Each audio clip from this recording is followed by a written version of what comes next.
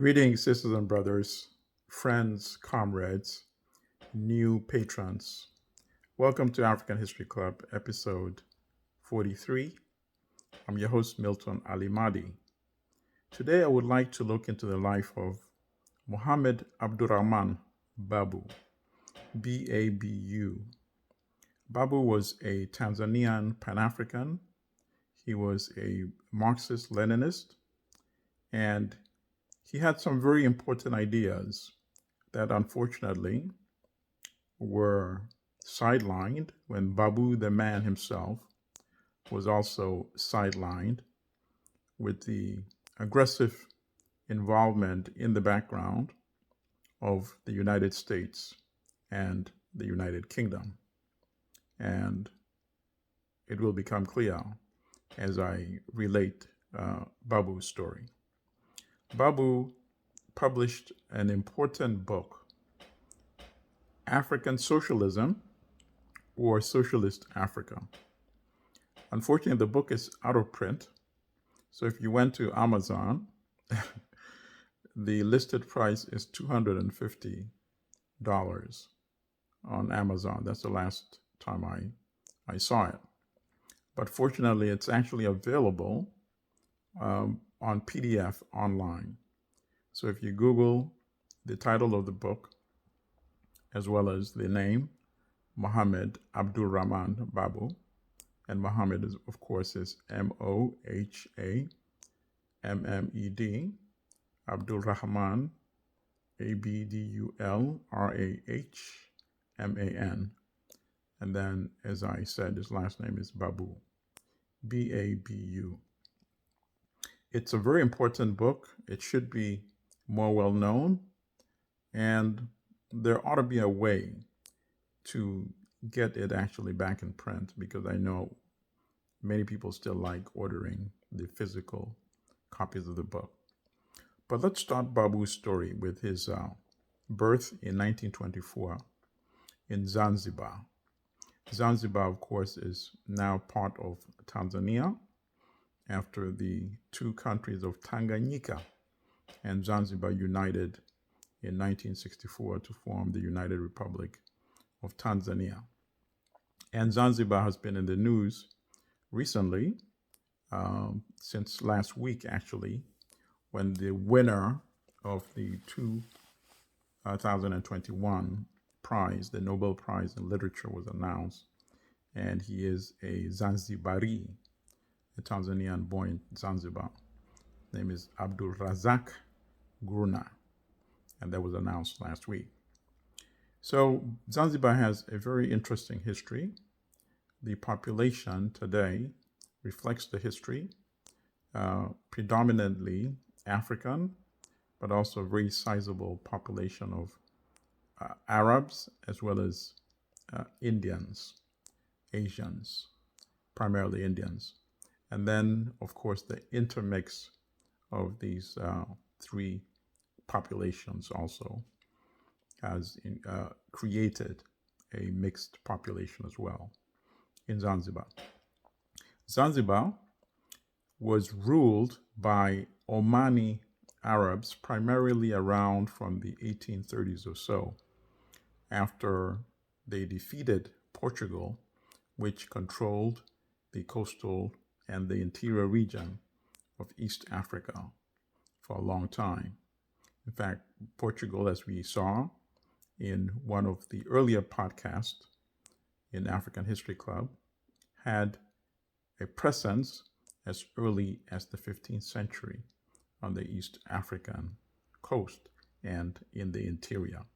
So after the defeat of Portugal, the Omani Arabs set up a sultanate in the island of Zanzibar, which is about 15 miles off the mainland of Tanganyika before it became Tanzania. Zanzibar, of course, was notorious as a major slave trading outpost.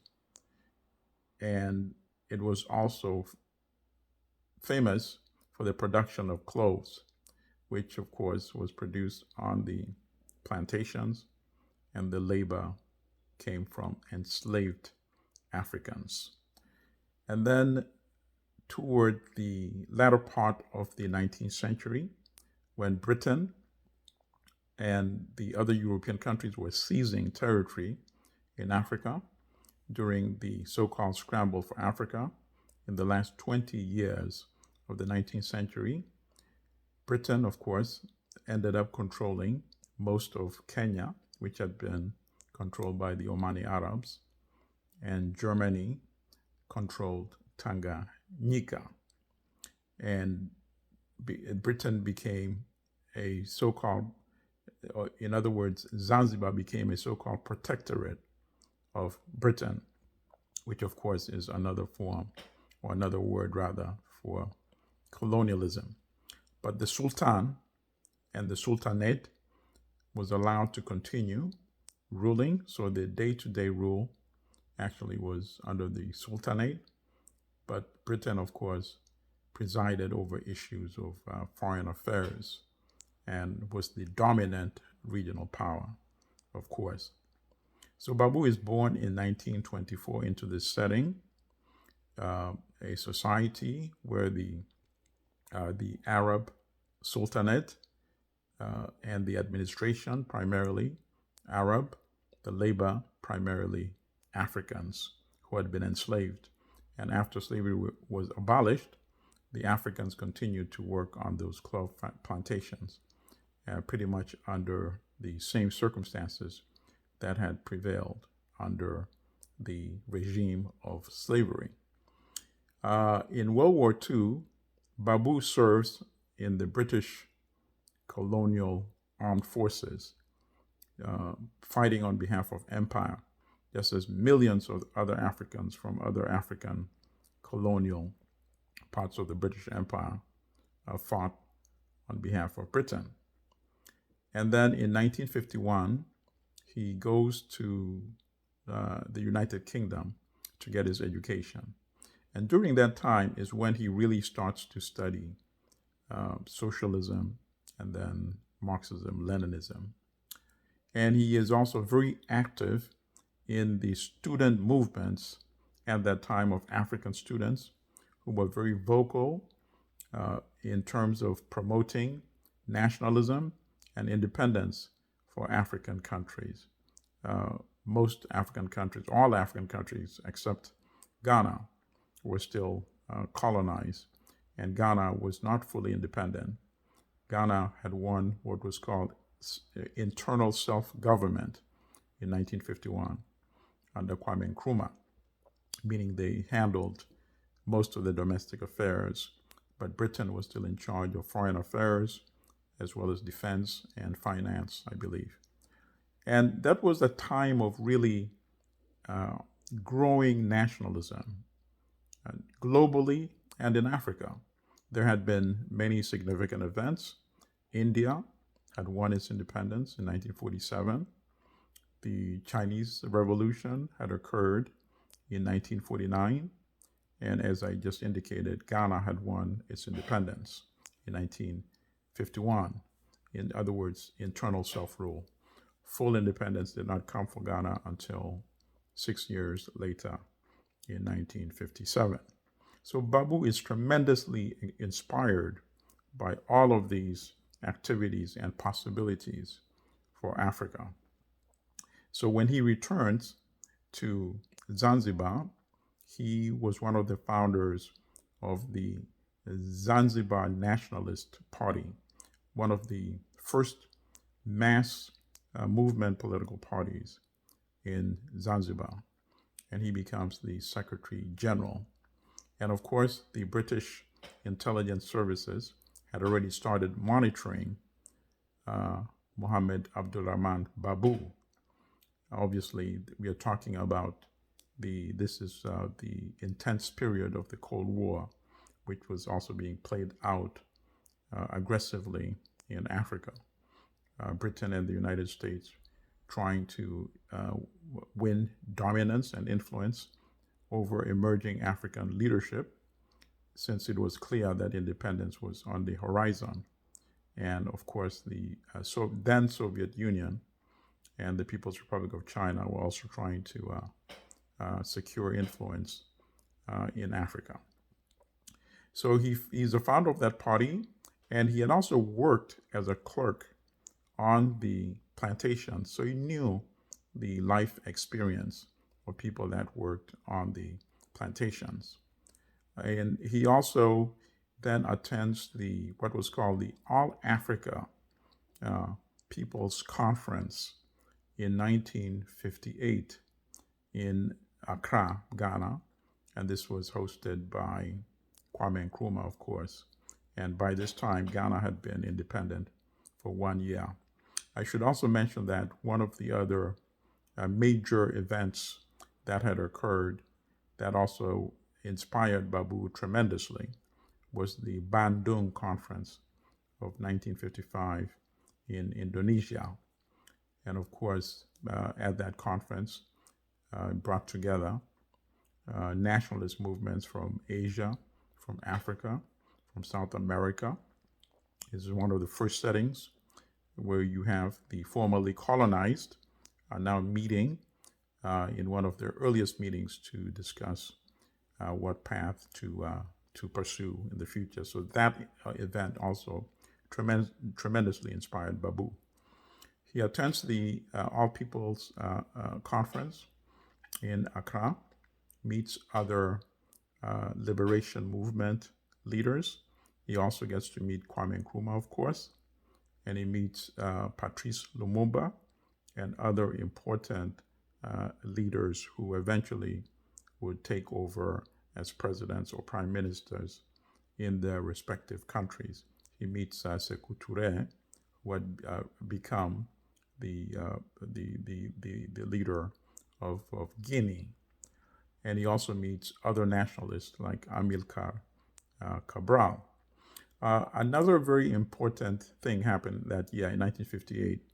Babu travels to China, where he actually gets to meet Chairman Mao Zedong and leaders such as Zhou Enlai and other Chinese leaders. And he builds a very significant relationship with them. And this relationship proved to be very historic in terms of how it would end up supporting Tanzania in its attempt under President Julius Nyerere to create what he called African socialism. And we'll get to that shortly. So then Babu comes back to Zanzibar. And Babu, of course, believes in revolution.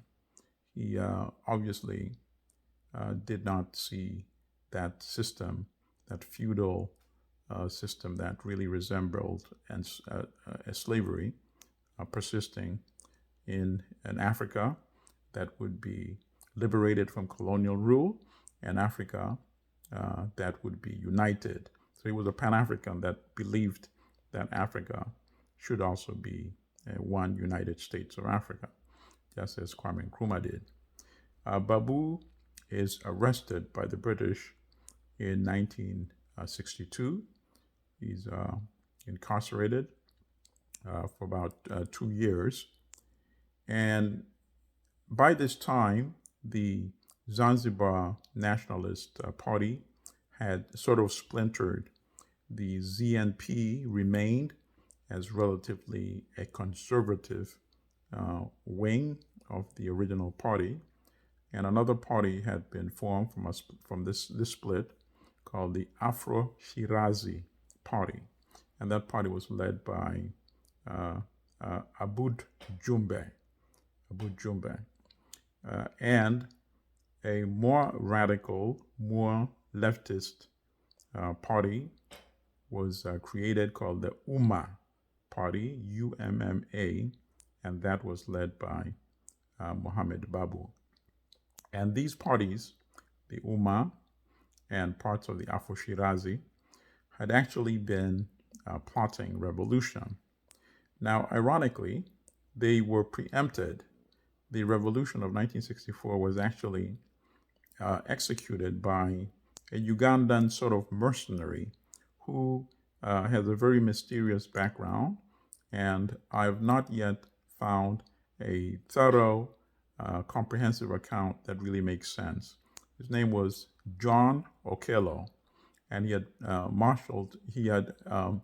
he had given himself the title of Field Marshal John Okello. And of course, the military forces in Zanzibar was relatively very small, and the police force as well.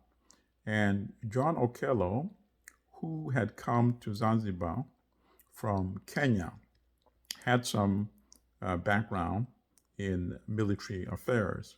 So, with a relatively very small number of men, he was able to seize the armory, seize the police station, and the radio station, and effectively overthrow the government of the Sultanate and declared a new government.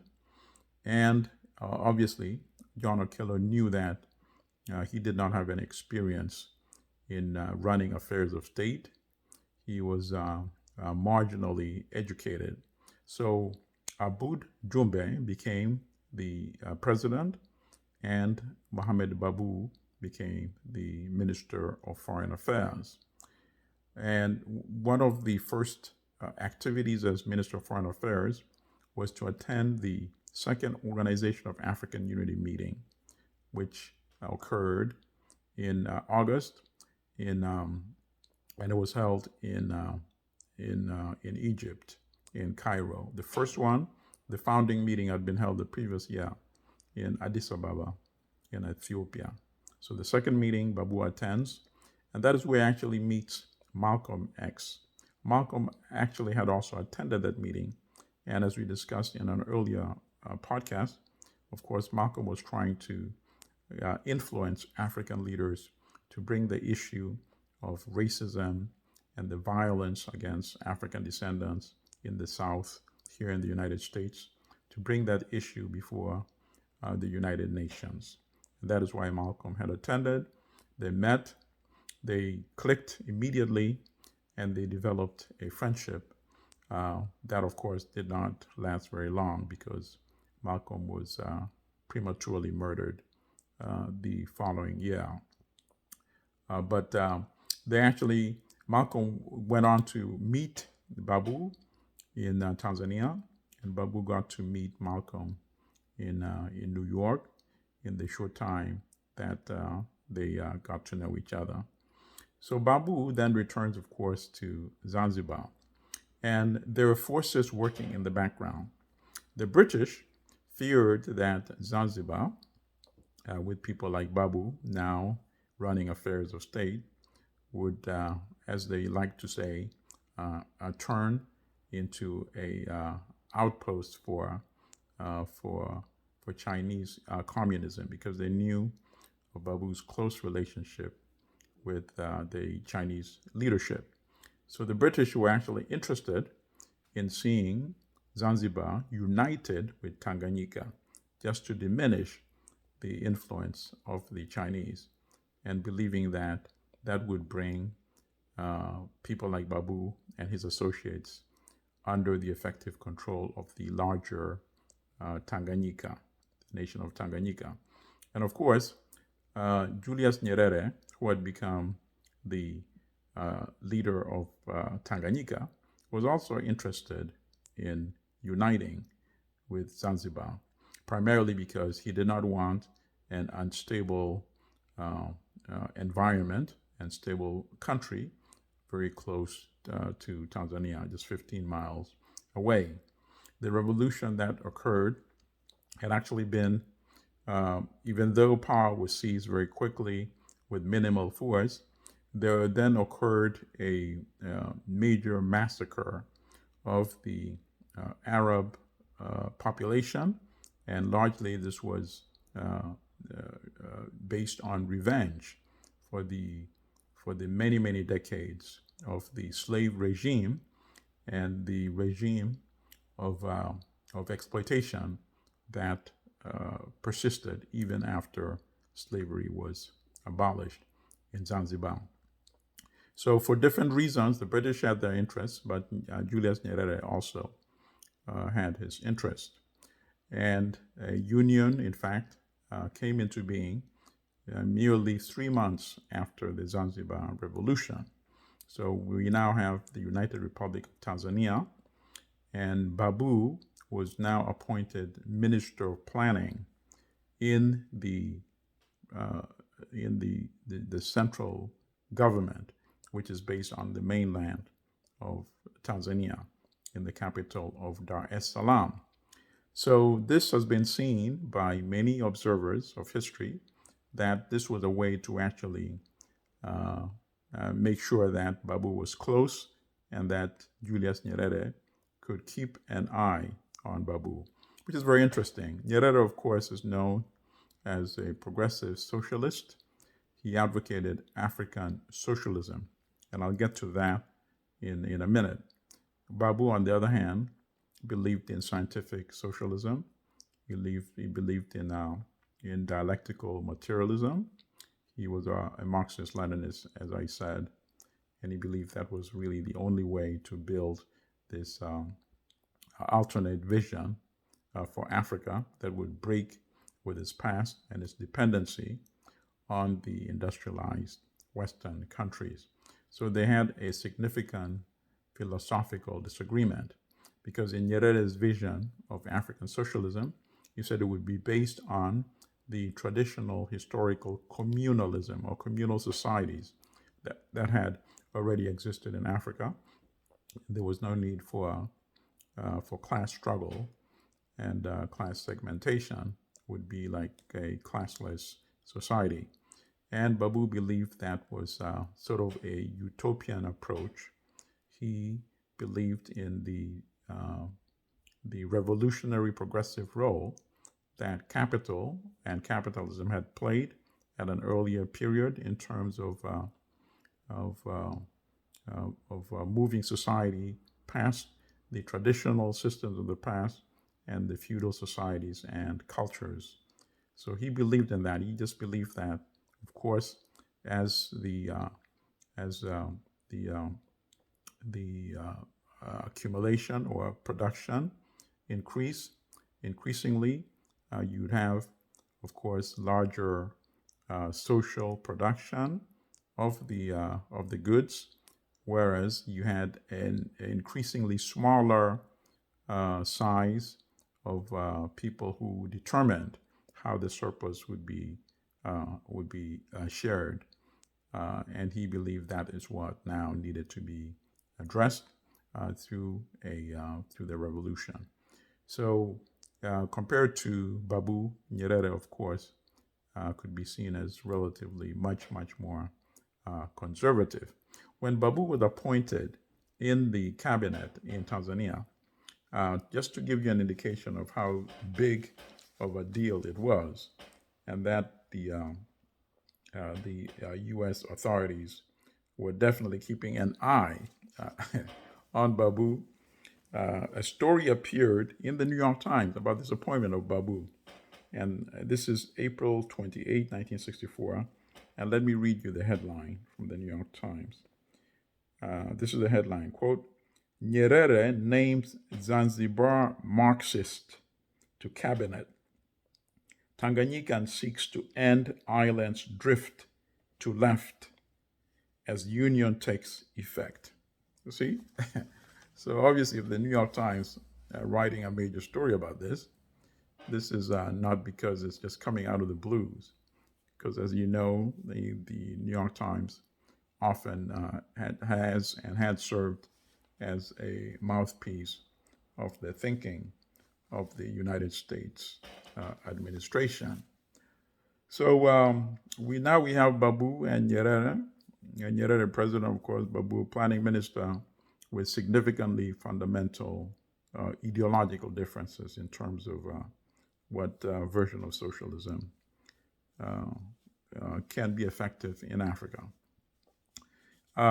In 1970, first of all, let me actually talk about this other incident first, this major development. Babu is sent on a trade delegation, as leader of a trade delegation to China in 1965 by Nyerere.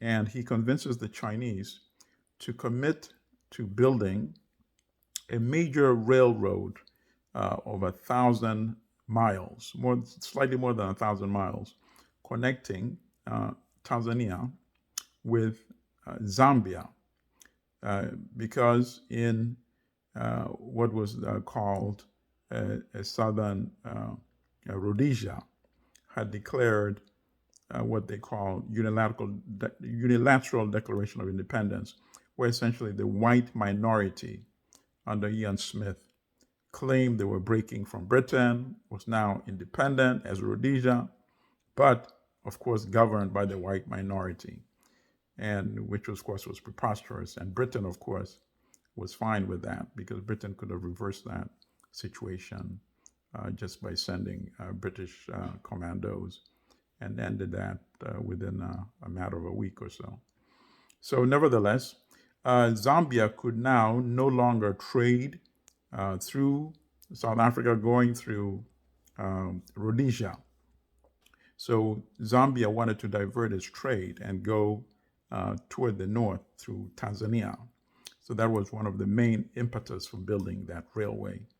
And the Chinese agreed to finance it, and they did, to the tune of around $460 million at the time. I think construction began in 1972, ultimately. And at today's figures, that would be equivalent to about $2.7 billion.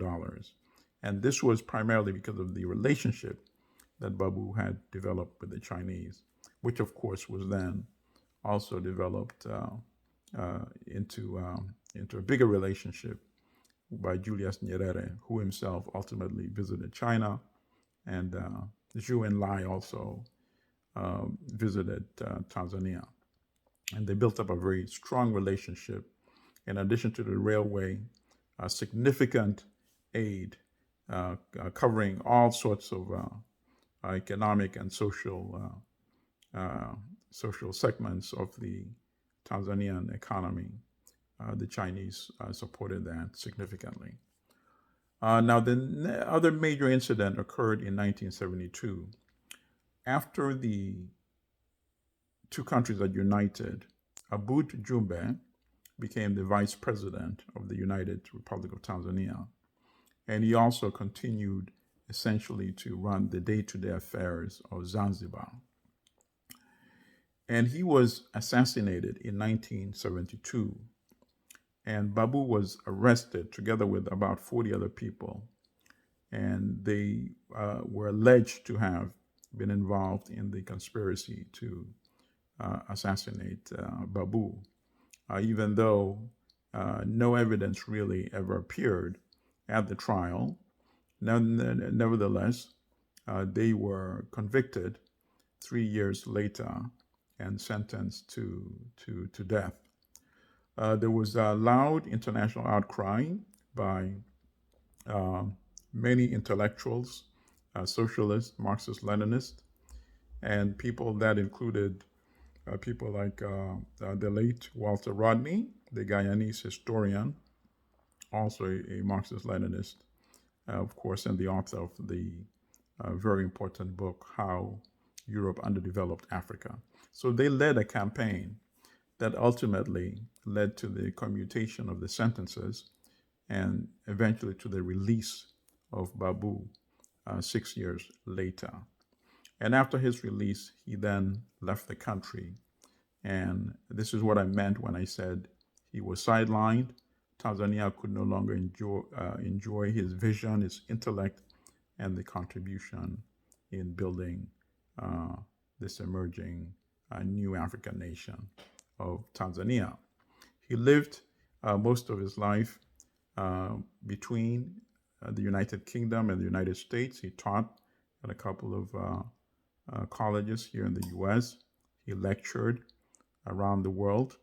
And of course, as I said, his major work was African Socialism, or Socialist Africa, with a question mark. And he wrote the bulk of that while he was still incarcerated that book. And in that book, he has a number of interesting critiques. And in the time that we have remaining, I'll only outline a few. Number one, one of his major critiques was that the problem in African countries was that African leaders did not have an independent vision of the kind of Africa that they have to create, which at a minimal would have to involve a break with the past, the dependent relationship with the former colonial powers. And in his case, of course, his vision was through creating a Marxist-Leninist revolution. And he says most of the leaders who led African countries to independence wanted to have their cake and to eat it too. In other words, they wanted the physical liberation, freedom from the former colonial powers, without then making a break from the colonial economic dependence. And he contrasted these liberation movement leaders with those of Cuba, of Vietnam, and of China, who, after kicking out the foreign influence, then articulated their own vision of how to run their economies and not remain dependents of the former countries that formerly dominated them. And I think that was, of course, a very significant articulation. And he says primarily their fear of Marxism-Leninism was not based on any critique, analysis, and then repudiation. It was mostly based on what they read in the Western capitalist media, demonizing socialism, and Marxist-Leninist. So that was one of the critiques that he had. And then he also had a very serious critique in terms of the authoritarian societies that began to emerge in African countries with the dictatorships, which in turn then, of course, encouraged generals to start carrying out the coups d'etat in African countries. Another critique that he had is contained in an essay he wrote, which was like an open letter to Robert Mugabe, which was shortly after the Patriotic Front had won power in what became Zimbabwe after the Smith regime was defeated on the battlefront, and then they negotiated a soft landing at the Lancaster House Conference in the United Kingdom, leading to elections that were won by Robert Mugabe's party. So he wrote this letter to Mugabe, and he says, I understand that now, you're in control now, and I have a sort of a caution to you. He says there's going to be an urge to collectivize agriculture, to nationalize the land. And he says, I've studied carefully, and one thing I can tell you is that it would be better for you to build cooperative farms. Let those exist side by side by the peasant farmers, but don't nationalize small-scale farmers who are efficient in production, because it's going to lead to food shortage, and obviously it's looking from the experience of Tanzania too. And with the food shortage, it means you're going to need to import food, and it means you're going to end up carrying a multi-millions of dollars in debt burden. And that is how the World Bank and IMF are going to end up controlling your economies and the affairs of Africa. He has so many other brilliant critiques that are still very instructive today in the 21st century for African leadership and for a new African vision, which is how to break from the dependency relationships that still exist today. As I said earlier, Africa today is very similar to Africa in 1885, when the European powers divided Africa There still remains what Rodney called dependent underdevelopment.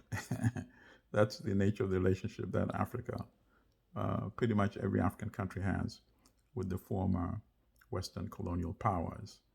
And as I said in a recent podcast, increasingly with China as well. So I think this brings us to the conclusion of episode number 43. I hope you do get the opportunity to do a little more research and Mohammed Babu and read about this remarkable African who was unfortunately sidelined and prematurely removed from the historical stage. Thank you so much. Stay well, stay healthy, and I will see you very soon.